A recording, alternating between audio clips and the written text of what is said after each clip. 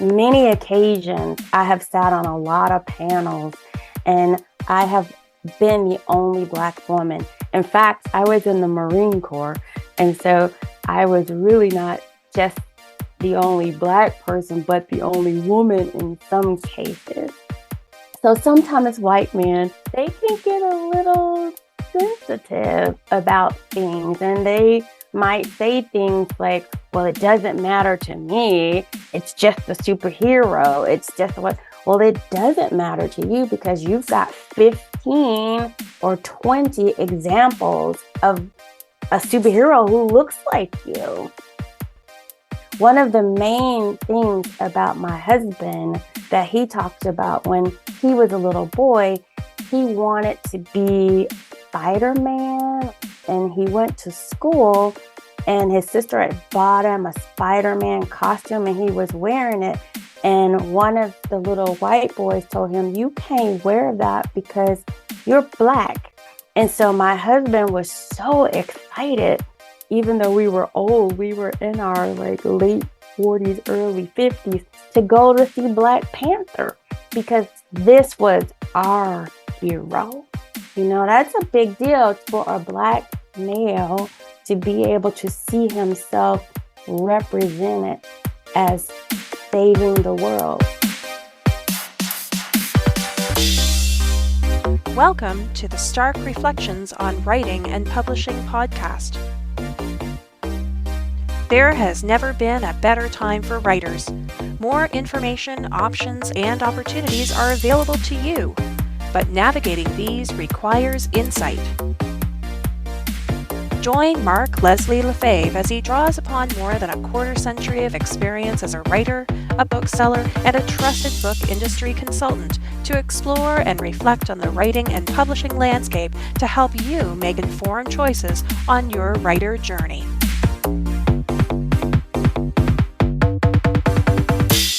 Hello, Reflectives, and welcome to episode 291 of the Stark Reflections podcast. This is your host, Mark Leslie Lefebvre.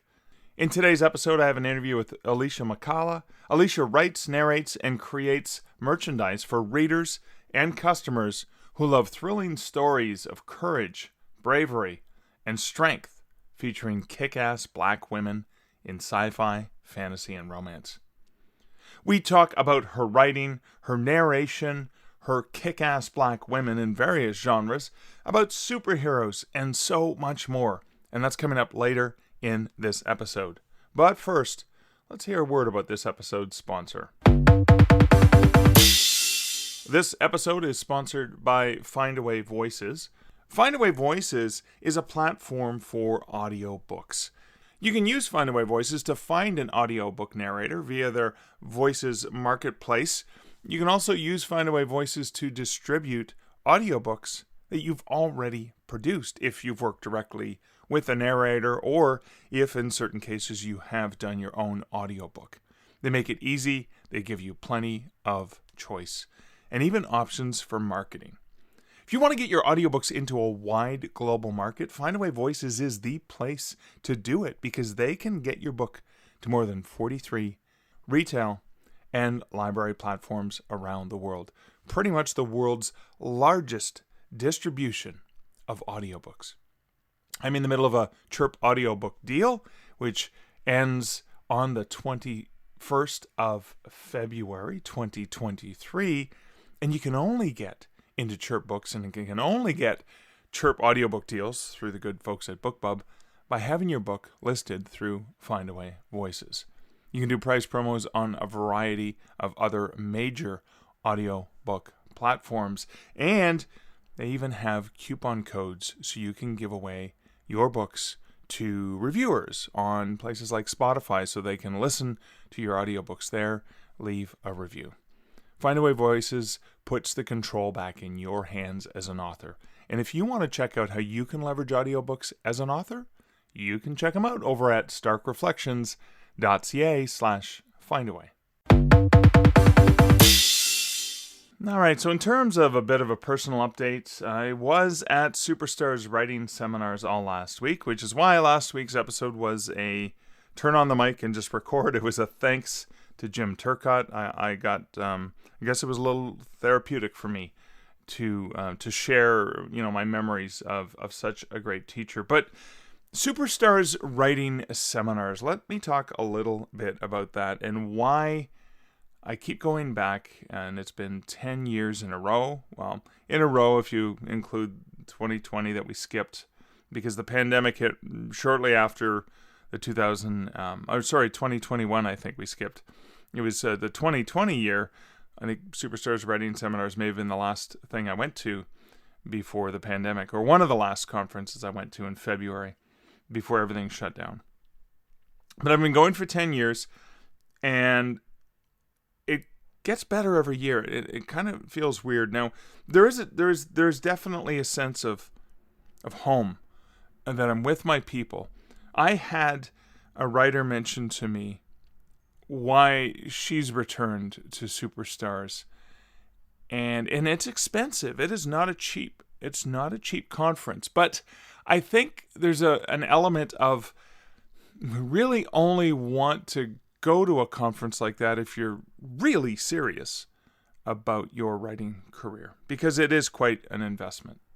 But this writer mentioned to me the reason that she's returned is that she feels loved and supported in so many ways by friends and family around her, that they are awesome people and they love her to death, but nobody gets her like her Superstars family, like the people that she sees and interacts with and spends 4 or 5 days together with. Nobody gets her the way they get her.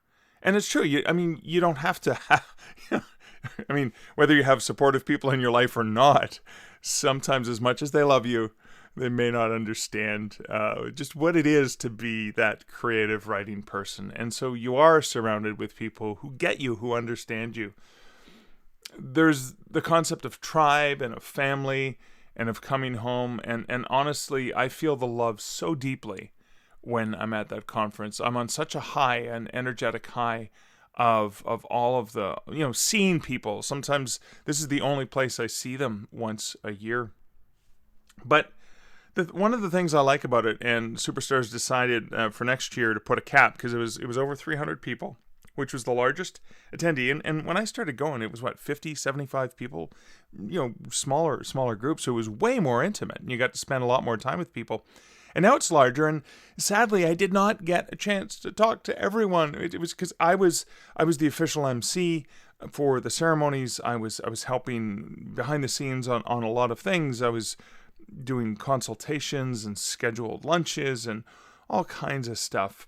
So I didn't get a chance to talk to as many people as I wanted to, and that's my one regret.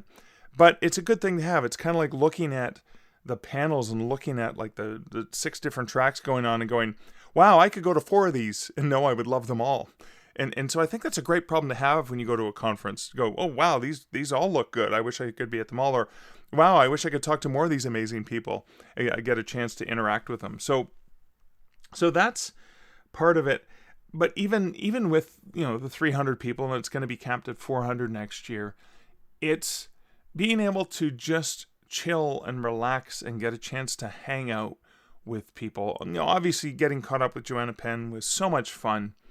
On the day Jo got in, I gave her a bit of a tour because I've been going there for 10 years. Showed her around where her workshop was going to be the next morning for craft day, and then we slipped out to go get a coffee. We went downtown. We went to Tattered Cover Bookstore, had a delightful, delicious, caffeinated beverages there, and then wandered the bookstore, and I got a chance to show her a little bit around and tell her a little bit about what was going on. Of course, I did not warn her properly or effectively about the altitude, which does hit some people hard. I know it hit when Liz came with me the one year. It actually had her on her back. She thought she had a horrible flu, and it was the altitude sickness that just hit her out of the blue. And so that was kind of a shock, and that did hit some other folks as well. The dryness really got to me. Bloody nose all the time. Unfortunately, I wasn't running all the time, but and they always put chapstick in the goodie bag, And it was the first year in 10 years that I actually used the chapstick every 15 or 20 minutes I was putting it on. But you get to talk to and interact with so many people, editors, agents, big name authors, etc. I mean, okay, I'm a fanboy. I love Jonathan Maybury. He's a genius horror author. I think he's a great guy. But, you know, getting to host an informal haunted parlor with Jonathan in a corner of the lobby bar on, was it Friday night, just hosting and just sharing creepy stories. And then, so, you know, Jonathan shared, and Travis Heerman, who, the writer I've talked about before, we both have werewolf books, and he's a fantastic novelist and a great guy as well. So Travis and Jonathan and I shared some stories. And then other folks who were sitting around shared their ghost stories, and it was so much fun. At one point, Jay Boyce, a friend of mine, writer, urban fantasy author, she snuck up on me, grabbed me like from behind, and while I was leaning in listening to someone share a really creepy story, so I was right into it. And when she did that, I of course screamed. Like Ned Flanders, very high-pitched scream, of course, you know, very manly scream, and I spilled my beer all over my arm. My leg was soaked. I jokingly said I was so scared I wet my pants, but I mean, and it was all in good fun. You know, she didn't mean for me to spill my beer, but I thought it was hilarious because, I mean, it was the end of the night anyway. It's not that, you know, I had to go on stage or anything like that, and so there's these casual moments of hanging out at the BarCon. There's the fun that we had. My big brother, James Artemis Owen, you know, Jake Elwood, or Jake Blues, and I was Elwood, his little brother. We did a shtick for the beginning of the charity auction. And the auction, this is for scholarships, for new attendees. There's several scholarships that are full tickets, which are the registration plus the flight and hotel, etc. And then there's a whole bunch of scholarships for the cost of the registration as well. And we raised a significant amount of money. But before the auction, I think James had made a promise that if we hit a certain amount for something, we'd do a song and dance number. And I said, I got your back, brother. And so Blues Brothers, we thought we'd do a Blues Brothers. So we did a combination. We did a bit of an ode to the Blues Brothers. So we dressed up like the Blues Brothers, did a bit of a shtick from them. And then we also did a parody of a Weird Al song, an original Weird Al song, my very favorite Weird Al song, to be honest with you, called One More Minute, which sounds like a 50s doo-wop love song, but it's about a breakup, and it's quite hilarious. But what we did is we changed the song and called it An Agent's Lament, and it's basically about an agent and a writer breaking up, and you know, if I sign one more contract with you, that kind of stuff. Of course, we kept slipping into the original Weird Al song because we know it so well. But we did that a cappella, and I think the crowd liked it. I will include a link to the video if you're interested to see me make a fool of myself on stage. Because yes, we danced like a bunch of white boys, you know, with more passion than talent. But anyways, Superstars was an amazing experience. I talked to a number of people who it was their first time, some scholarship winners and first timers, and I remember them saying, you know, wow, I mean, nobody told me there'd be cons like this. Nobody told me that it was like this. And that's when I laugh, I put on an evil laugh and said, you drank our Kool-Aid. But it's difficult to explain for somebody who's not part of it, just what it's like. Like Michael Laron, we brought in as a guest speaker, and I admitted to Michael, I said, well, main reason I wanted to make sure they invited you is because I haven't heard you talk in a while, and I really like listening to you. So it was just an excuse, a selfish excuse for me. But fortunately, so many other people loved what he had to do in the presentations, and he's already agreed to come back for next year. So that's awesome. I know I get to hang out with him again, because it had been many years since I've seen him in person. But so many great speakers, so many great people at the conference. I had such wonderful conversations with folks. I had folks who actually talked about listening to the podcast and enjoying that. I had folks who talked about, you know, thanks for the relaxed author, Joanna Penn, and I wrote. And I mean, that never gets old. The knowing that you did something to help someone else. And I come away from Superstars feeling enriched for the things I've learned from so many other really wonderful people, but also for the things I've done to help others. And so I realized something when I came back. I was trying to think about how I could reduce the things on my plate. And one of the things is I thought, well, maybe I'll stop doing the free 20-minute consultations, because they fill up quite a bit of my calendar, and I help people, but it still takes a lot of time. But I realized something when I came back from Superstars is I am rewarded. I am paid intensely, intrinsically, when I do those things. The act itself is payment. The act itself brightens me, lifts me up, and makes me feel amazing to know that I can help somebody else, that I can take some of the things I've learned and just work with someone else and help them, even if it's in some small way. That itself is a reward. So I've decided to not reduce the number that I do, but to try to increase. What can I do to give more? What can I do to support more? How can I do more to help other people?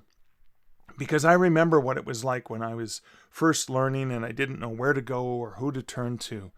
Being able to know that there's friendly, supportive, encouraging people who have your back, who understand you and get you in your creative and writing life.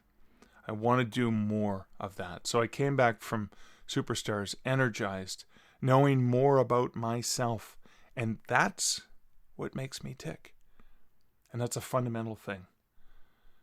But that is it for my personal update, which is mostly about my love for all of the people from Superstars writing seminars, and hope that you have conferences like that and people in your life like that that can be there and support you and prop you up.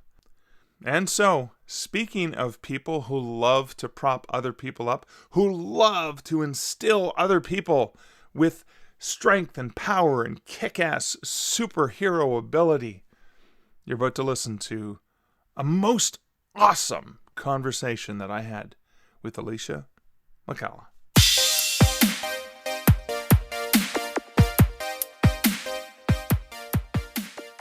Alicia, welcome to the Stark Reflections podcast. Thank you. I appreciate you, Mark. I'm so looking forward to this conversation. I mean, I think I'm trying to remember, it was probably well over a month ago that I said, oh my God, I'd love to talk to you more. I really want to bring you on the podcast. I think the first thing I want to talk to you about is there's something that's really striking. When you go to your website, you're a superwoman. And there's two different versions of Superwoman.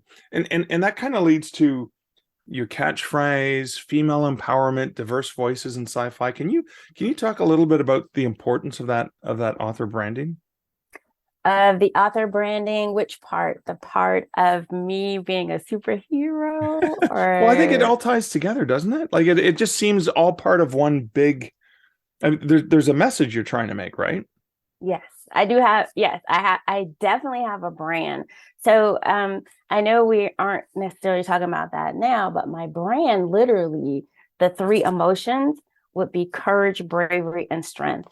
And for me, being raised as a Black woman from the city of Detroit and having wonderful legacy from my grandma and her sisters and my mom and my aunts, who were all incredibly strong women. I have this feeling that I want to share with the world, and my legacy is about badass, strong, powerful Black women who, when faced with problems, they use their spunkiness or their smartness or sometimes their super abilities or magic, whatever that is in sci-fi. fantasy, and sometimes I might do horror. And lately I've been doing romance. You know, this is, Really? yes, Is it right? speculative romance or straight contemporary romance? Right now I am literally working on a mashup of superhero alien romance, What right? superhero alien romance? Yes. Have you done like alien sci-fi before? No, this would be my first time on both of those. I have written superheroes, Okay. but I haven't written the aliens yet. But I love aliens.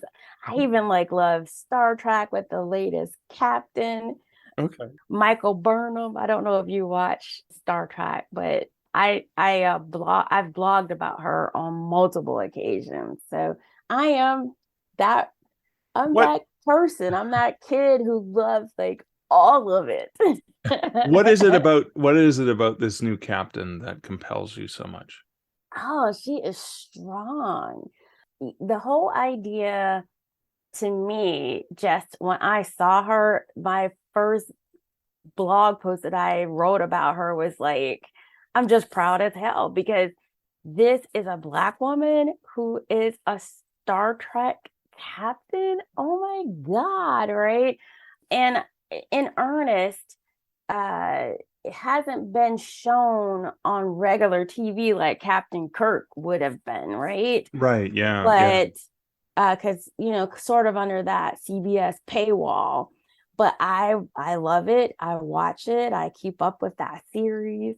I don't know. Mark, I keep up with all the series. Well, that's great. That's so you are a true Trekkie then. I am a Trekkie, yes. Yeah, awesome. I dressed up, I cosplayed a Star Trek captain. Oh, did you really? I did, yes. I like Dragon Con or where was this? You know what? When I cosplay, it doesn't even matter. I might wake up on a Saturday and be like, I want to be a cat. So, we were talking about COVID. Yeah. I dressed up like a Star Trek captain to go get my third COVID test. Oh, I love that. Oh my God. Oh, you mean the shot or a test? Yes, I'm sorry, the shot. The booster shot. Yeah, Oh the my booster God. shot. Yes. And they were People just like, that must have whoa. made people's day going, oh my They God, look at you. did. They did. They were looking like, wow. I was like, go get shot. I have to ask, in terms of the costume, how did you because usually the Starfleet costumes are full length sleeves. How did you roll that up to get the shot? The logistics are interesting.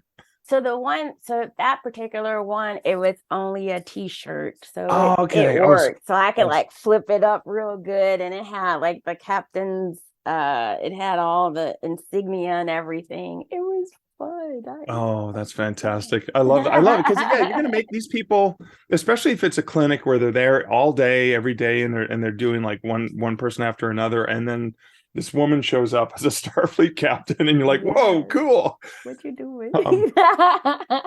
Can you talk a little bit about like the importance of inclusion and diversity? You talked about, in mainstream American television, you've got Captain Kirk, Yes. but other captains, women in power, Black women in power. I know the original Star Trek was groundbreaking in terms of a lieutenant on a starship who was Black. Aurora, yes. Right? Yes. And Nichelle Nichols, obviously, that groundbreaking role, but I think that's sort of just the beginning of what's needed, right? So for fans.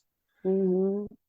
So the biggest story I remember about Nichelle Nichols that always got me on the inside, and then when she passed away, I actually posted it on my social media, was that she at some point was frustrated and wanted to quit Star Trek.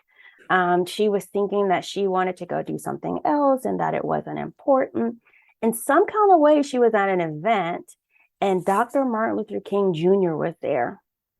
And she got talking with him because she was excited to meet him and everything. And finally, he told her how excited he was to meet her and that it was the one show that he allowed his children to like watch or something like that. Oh my And so God. she was like, well, I'm going to go ahead and I'm going to step away from Star Trek and do something different. And he stopped her and he says, no, you have to keep doing that. Wow. You must keep doing that role because you are changing the world. And I mean, when you can imagine at that particular time, there was no inclusion really in that Right. way. I mean, that was a mission. So Nichelle, in and of herself, just having that role, she inspired so many. And I consider her to be one of my sincerest heroes. Oh, Very powerful woman, very powerful story. oh And my I think God. that answers your question about the power of inclusion. Many occasions, I have sat on a lot of panels and I have been the only Black woman. In fact, I was in the Marine Corps. And so I was really not just the only Black person, but the only woman in some Oh cases. my goodness. So sometimes white men, not not not you, but others, they can get a little sensitive about things and they might say things like, well, it doesn't matter to me. It's just a superhero. It's just what, well, it doesn't matter to you because you've got 15 or 20 examples of a superhero who looks like you. Right. One of the main things about my husband that he talked about when he was a little boy, he said that he wanted to be, I think, Spider-Man or something like that. And he went to school and his sister had bought him a Spider-Man costume and he was wearing it. And one of the little white boys told him, you can't wear that because you're Black, right? And so my husband was so excited, even though we were old, we were in our like late 40s, early 50s to go to see Black Panther Oh because my God. Yeah. this was our hero. That's a big Yeah. deal for a Black male to be able to see himself represented as saving the world, you know? And as a leader, not just a hero, but a leader, Yes, a hero, a king. yes, yes, Yeah, that was a significant movie because it was different. yes. And yet part of the whole Avengers, right? Like Yes. that moment in Endgame Yes. when they show up through the Yes. and it's just like everyone's cheering, like, oh my God, now we got some power on our side. Yes. But that movie, the other thing I remember about Black Panther was it wasn't just inclusive for Black characters Yes. as the primary characters in the movie, but women and Yes. female Yes. soldiers and power was very Yes. prominent in that movie, right? Which is so much a part of that Africana history. You know, Black women are always there to support. I mean, there are many books out there written about the civil rights movement that Right. talk about really it was a women's movement underneath because it was the women who were making the food and showing up and organizing and doing things. Black women have always been partners. Um, like we were talking about female empowerment, and we can talk a little bit about maybe the difference between Africana womanism and feminism. And for some Black women, feminism is really white because you still have some things there that white women feel about white men, Right. um, and Black women don't feel those ways about Black men. We want, in some cases, to support our men because they've struggled so much, and so we love our men in a different way and wish to support them in a different mindset. It's why in feminism there sometimes can be struggles between white feminists who only wish maybe to discuss the question of gender. Right. Um, I remember when I was studying Africana womanism, or I was actually studying and teaching it at University of Michigan in a course, and some of the white students were saying that they had a difficult time localizing or focusing on gender and race, because for them, they had no interest in the issues of race that Black women and third world women face. And so we got into this incredible discussion with the students who were of color. And in the end, I ended that discussion with, I can't afford to just be a woman today, because every day that I wake up, I'm a Black woman, and that is how I'm defined. And so for me, there is no separation. I don't get a chance to just, decide, oh, I'm a woman today, or I'm Black today. Yeah. This intersection is real for me. And so I think those students finally did get it, but there are there's some issues there with diversity sometimes, even under feminism, which is, so feminism, female empowerment may be a little different. Yeah, I because there's an additional complexity to it when you bring race into it, because again, the perspective is different, and also you recognize the Black men are struggling with a different power dynamic than just the male female power dynamic. Wow, interesting. I'm curious because I'm a huge Spider-Man fan. Have been my entire life. So thinking about your husband getting the Spider-Man costume, and I remember my first time getting, the costumes back then were really crappy. Had like a picture of Spider-Man on the front, plastic mask with the elastic that would snap and hurt you. But I was so excited to be Spider-Man. I didn't have to deal with somebody saying that because I was a white boy. But when Into the Spider-Verse and Miles Morales and that whole, I mean, I'm curious. So was he a Spider-Man fan, and was that something that also resonated with him? For my husband, Miles Morales, oh yes, he loved Miles too. That was something we were looking forward to, Miles Morales going a little bit further than it has. I know they had a book series, but haven't seen much more of it yet. Yeah, my husband is still a Spider-Man fan. And sometimes he will put the mask on himself. That whole thing, a couple that cosplays together. Oh, that's awesome. Oh my God. So Starfleet Captain hanging out with Spider-Man, right? Because you're blending universes. I love that, right? Because it's a mashup, just like you're writing. Yes. No, I was just watching the sequel of the Spider-Verse that's coming out, and I was like, oh my God, it's not coming out till June, because that was, I mean, prior to the latest movie, for me, Into the Spider-Verse was one of the most beautiful, complex, and dynamic Spider-Man movies they've ever released.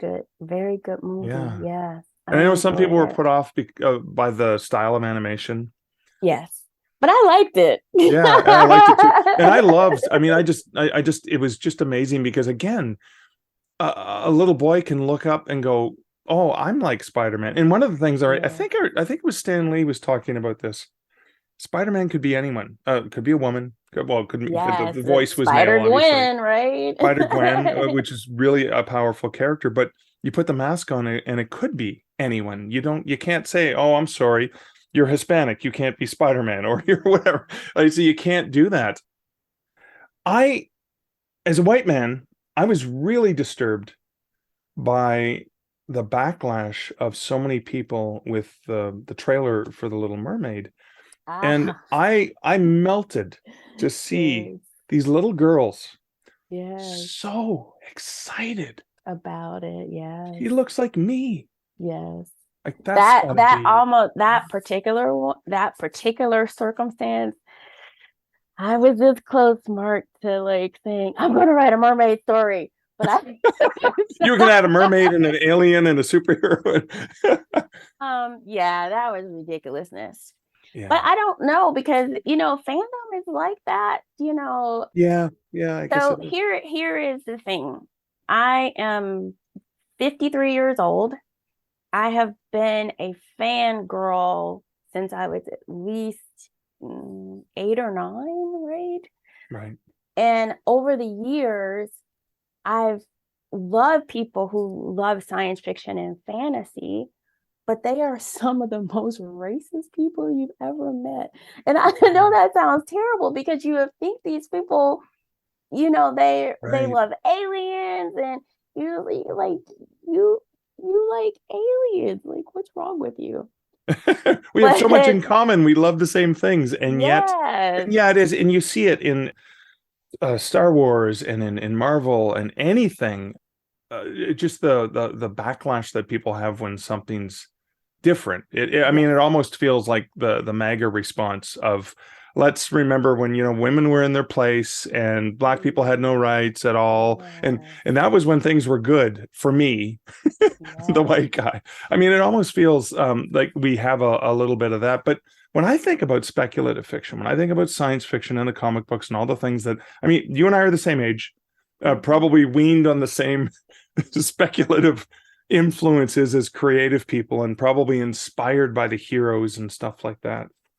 You would think that people like you and I who embrace science fiction and who embrace superheroes and all that can come with that, you would think that all of us would have more open minds, that we would be Ah, able to embrace, right? Because we ask what if, and we yes. explore.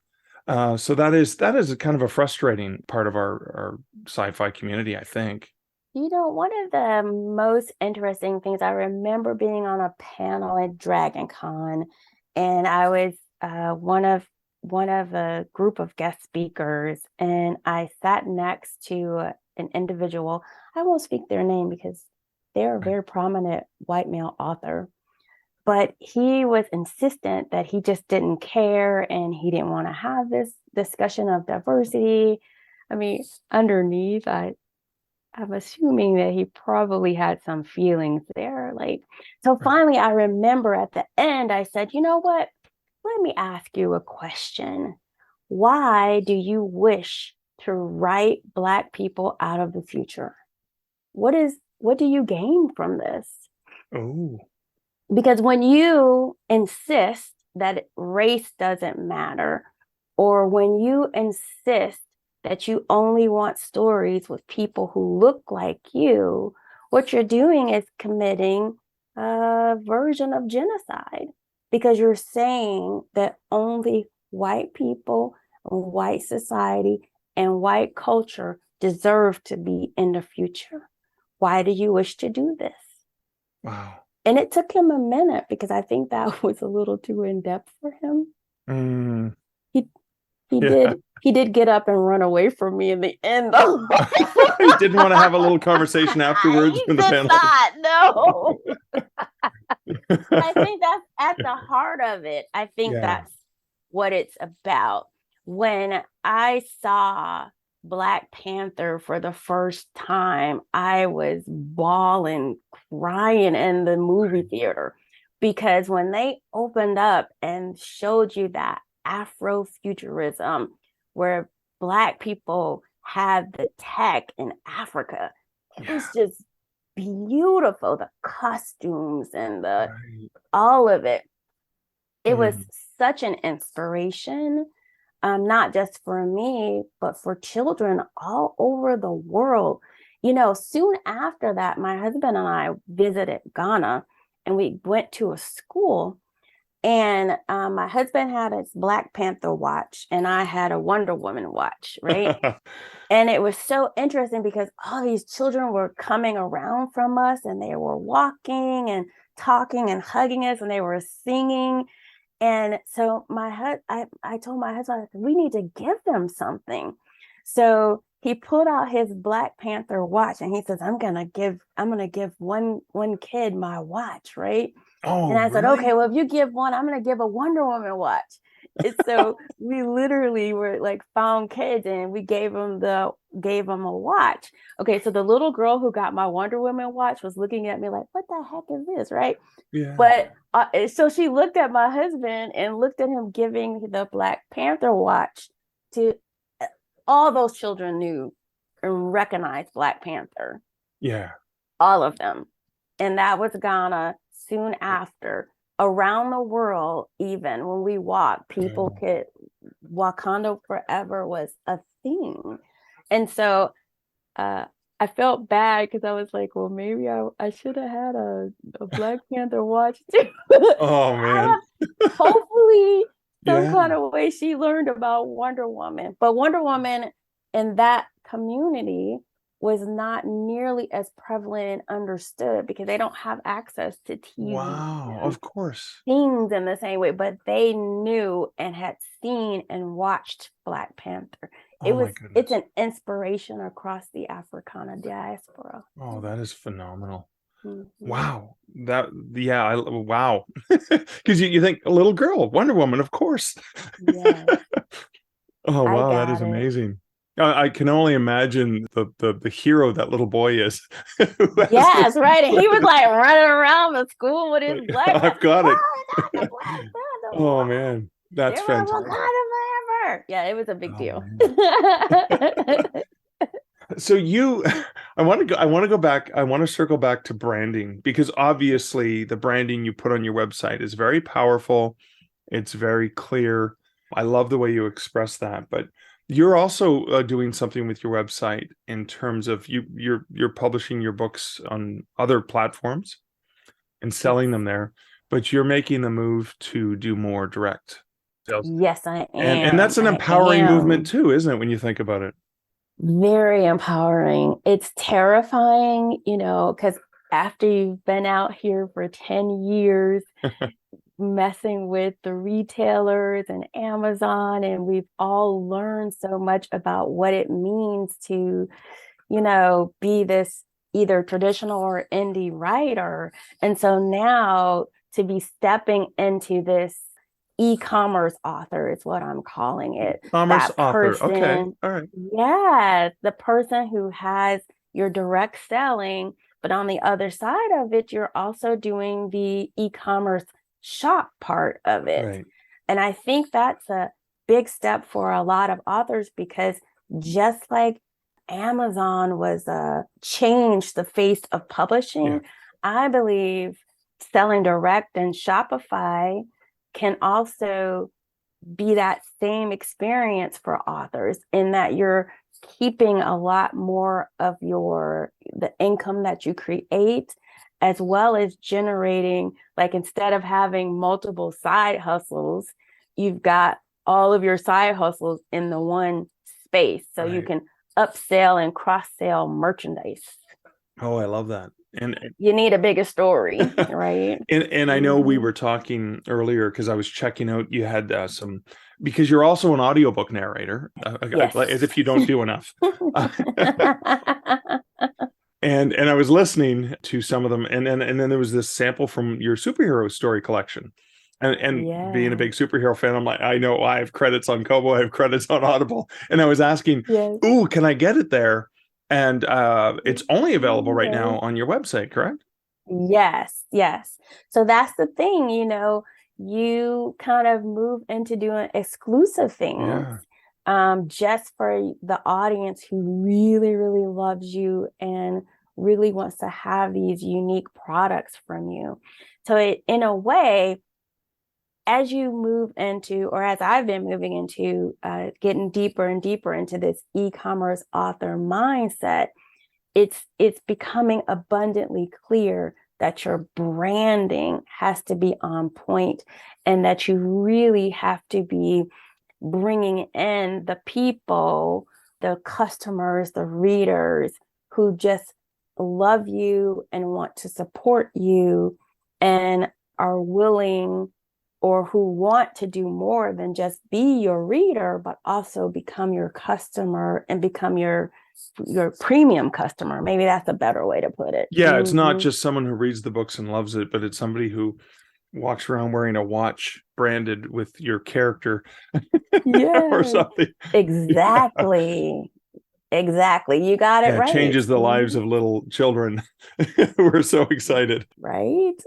Can you, I'm curious, so if somebody hasn't read any of your work, where would you usually recommend? And maybe fans of different things, there's probably an entry point for a fan of this or a fan of that. What are a few recommendations you can Yeah. make? So right now, I still got the bulk of what I do on the retailers. Okay. So if people are interested, they could easily go to Amazon, or I'm actually wide on most of my things, Okay. which is very interesting because I I know this is a little off to the side, but my audience tends to be international in general. Okay. So I have readership all over the world. And Okay. one of the places that I've done with Draft to Digital, or Smashwords Yeah. now, is the libraries. And Okay. so the Public Library of South Africa is one of my it's just a place that people really seem to like Which me, which right? um which wholesaler is that? Is it Overdrive, Baker and Taylor? I think it's Overdrive, Okay. right? Wow. Yes, which is kind of interesting. So every now and again, I will get these very interesting experiences from the continent of Africa in different parts of it. Okay. And so I also had looked like an app that was in West Africa ask me if they could take my story and put it on there and use it for their readership. Oh. And so I've occasionally over the years have gotten these really neat experiences from being wide, but wide in a very unique way, That's right? awesome. Mm-hmm. I know when I worked at Kobo, I remember South Africa was often in the top 10 of the countries that Kobo sold in both English and French, because there is a French population there as well. Yes. Interesting. So of books that people may check out, and they probably go to your website to find links to the retailers, right, as well. Yes. What are some of the Yes. things where you would advise people, hey, well, start here? It depends on how scary they Okay, are. let's pretend it's If they scary. So if I like horror, where would I start?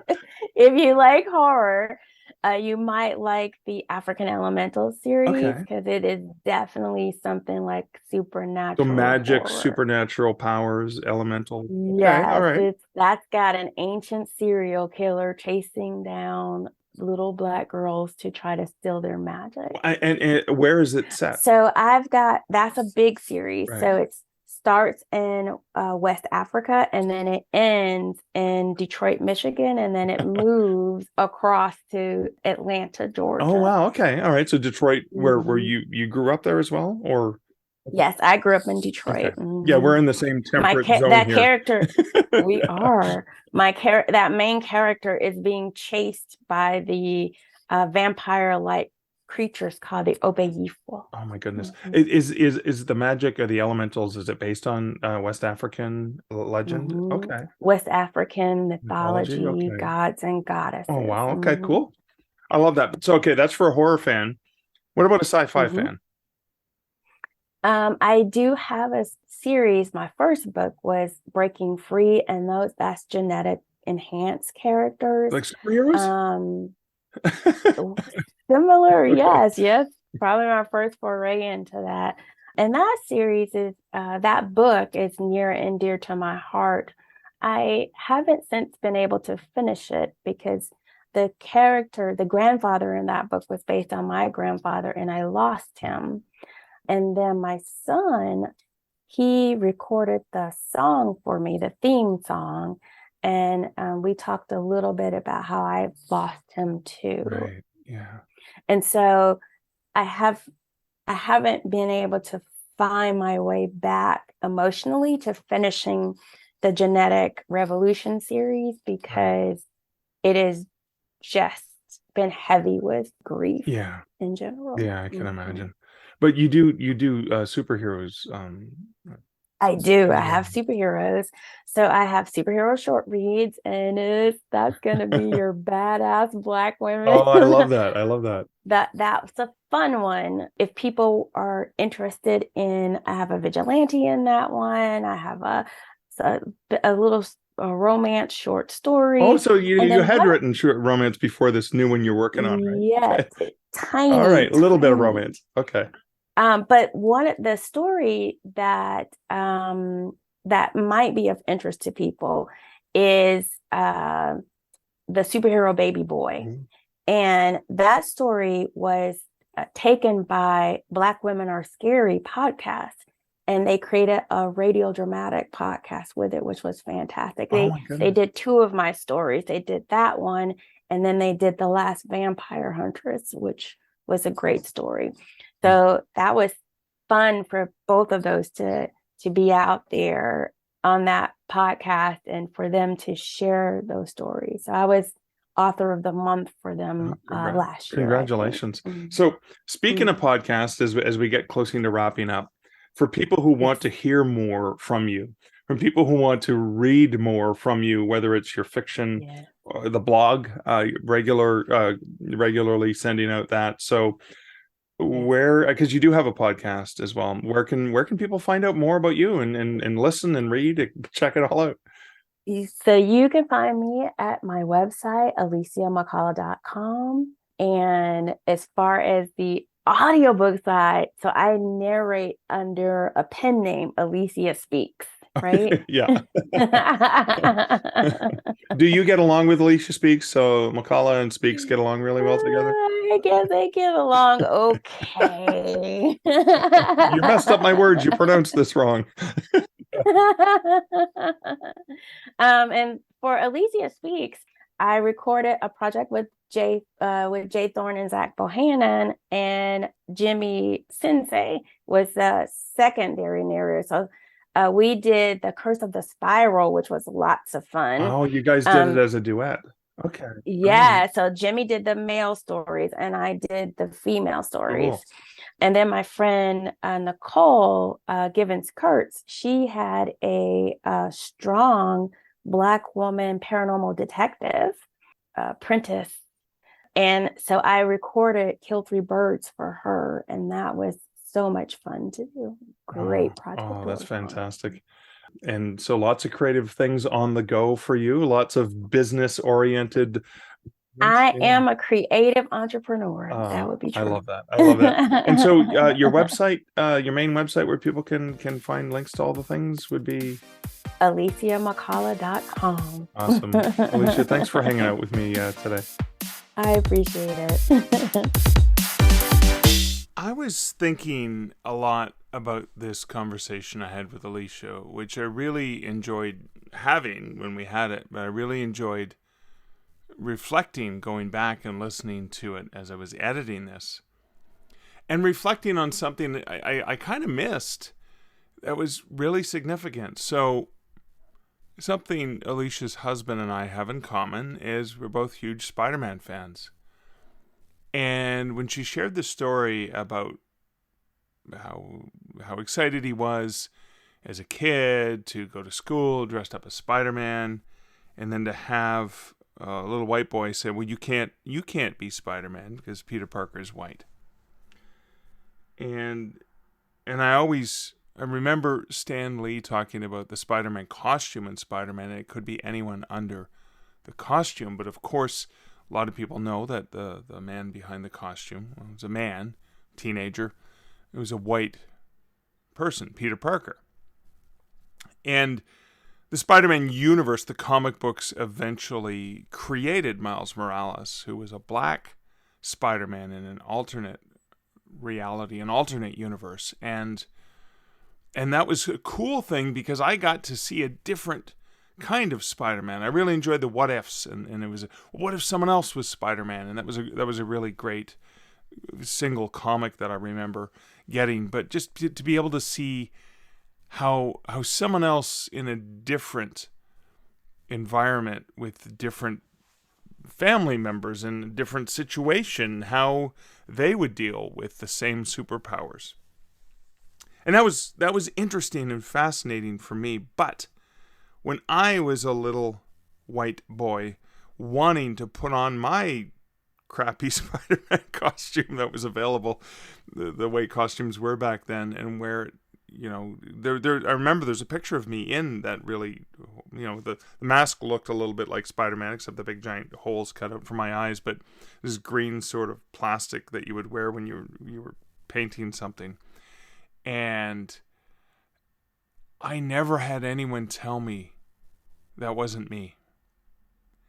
And then I reflected on when Alicia and her husband were in Ghana, and it was the Black Panther watch and the Wonder Woman watch. And I remember when Wonder Woman came out, I kept thinking, as a privileged, cisgen, middle-aged white male, being really excited to see a female superhero and female power, and I was really gung-ho and excited about that. But, and it was great, don't get me wrong, and Liz, my partner, is a huge fan of Wonder Woman, and I was just so excited for that, because in my mind, anything that empowers women who have so many things taken away from them and continually being taken away from them, it's frustrating.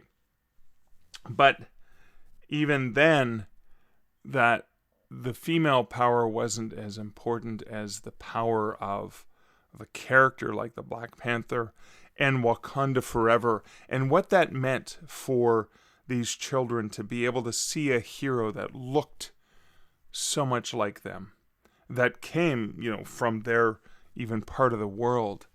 And there's this importance that we especially us privileged folks, don't necessarily recognize and see, is that most of the superheroes in the DC and Marvel universe, most of them are men.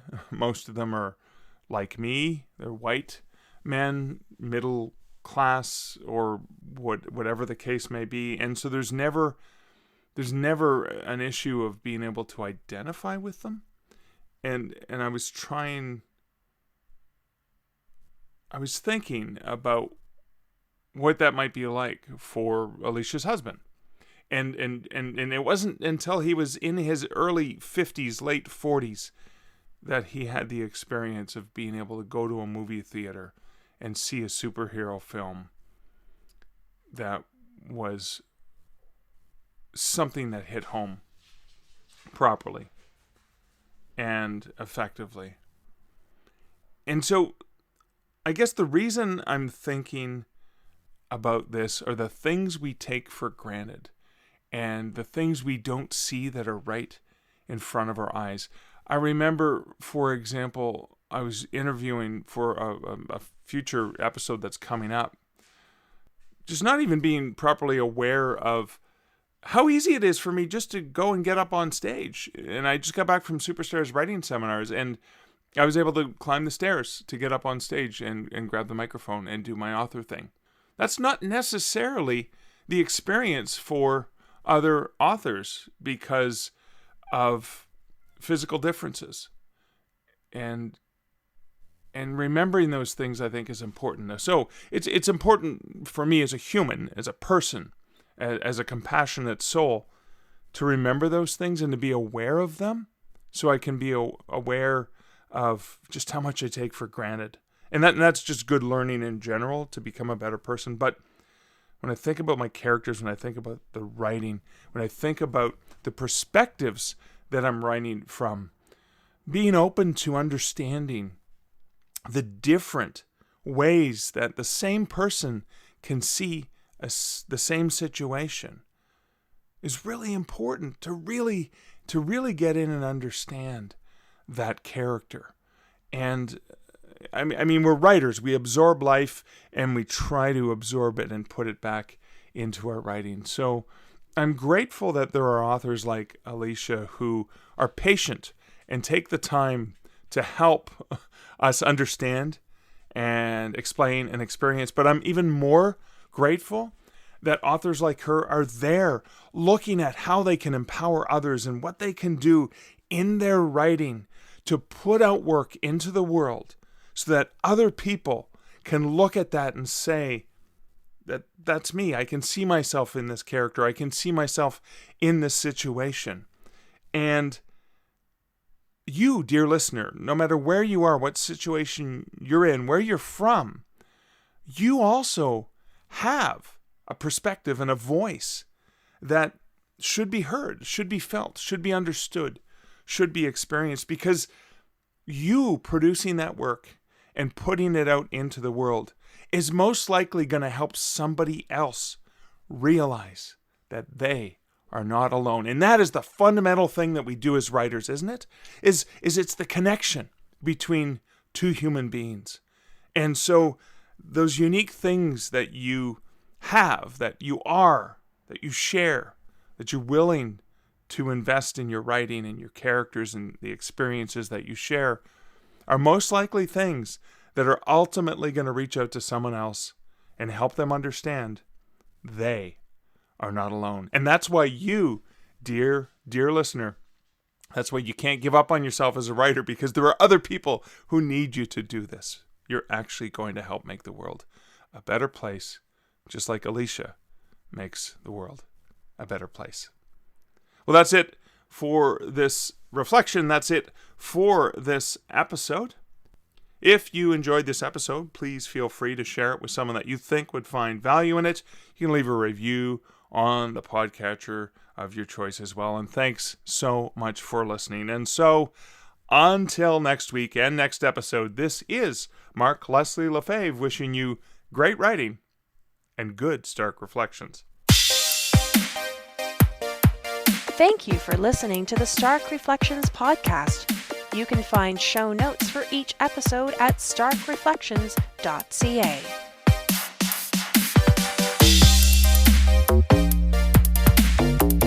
The music for this podcast, Laser Groove, was composed and produced by Kevin MacLeod. Check out more of Kevin's great music at incomptech.com.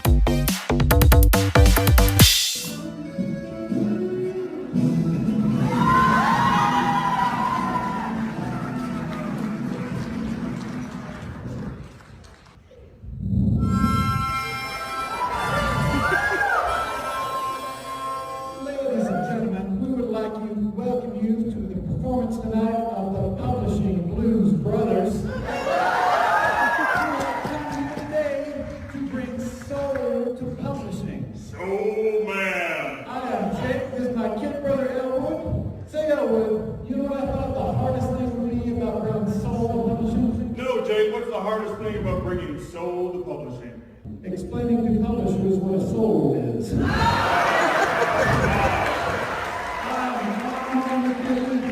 They know what a soul is. That's the thing that agent sacrifices to get you a book deal. A biscuit? Now, speaking of agents, we have a little number we've prepared for you tonight. It is called the Agent's Lament.